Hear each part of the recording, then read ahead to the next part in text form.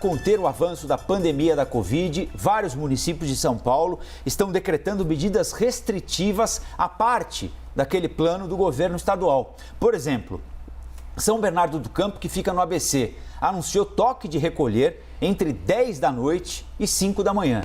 Em Campinas, agora há pouquinho eu falei, né? Campinas sem leitos, muito perto de um colapso no atendimento de pacientes com Covid, adota a fase vermelha todos os dias, entre 9 da noite e 5 horas da manhã. A partir das 5 até as 9 da noite, volta para a fase amarela. O repórter Anthony Wells tem mais detalhes das decisões que os prefeitos estão tomando em detrimento do Plano São Paulo, do governo estadual, porque estão percebendo que as coisas nos seus municípios, nos municípios que administram, estão piorando com uma velocidade que assusta, não é, Anthony? Bom dia para você.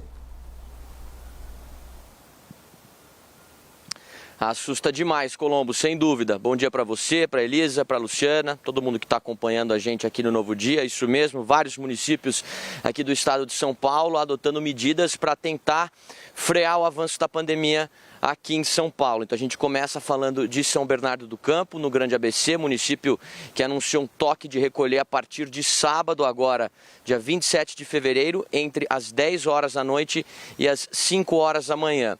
O prefeito também anunciou a suspensão do retorno das aulas presenciais. Esse retorno, essa retomada ia acontecer no dia 1º de março e agora deve acontecer no dia 15 de março, ou seja, 2 semanas depois.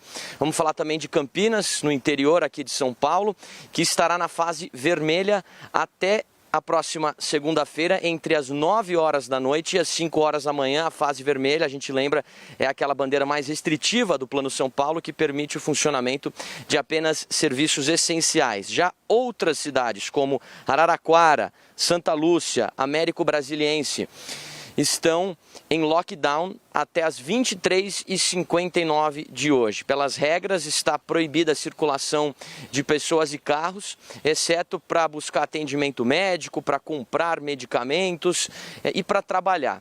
Então, várias cidades aqui em São Paulo adotando medidas, como eu disse, para conter o avanço da pandemia.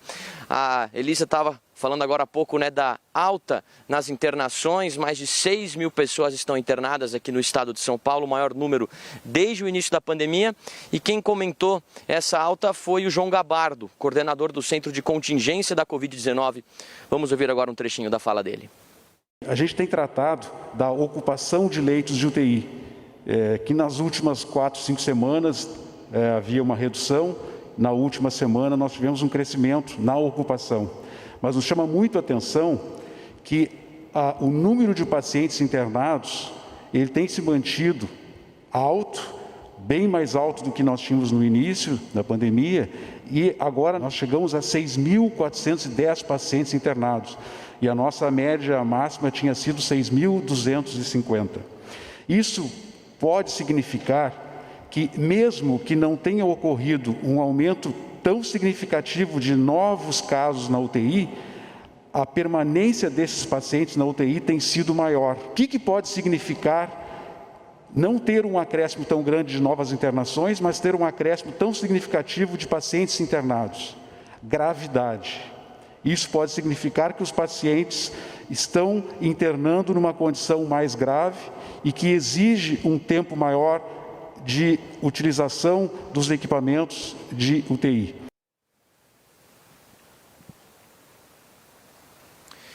E diante de uma situação cada vez mais preocupante, especialmente no interior do estado de São Paulo, amanhã o governo estadual deve atualizar o Plano São Paulo e logo na sequência o consórcio intermunicipal do Grande ABC e o consórcio intermunicipal da região oeste metropolitana de São Paulo, que reúne cidades como Carapicuíba, Osasco, devem se reunir para discutir as restrições.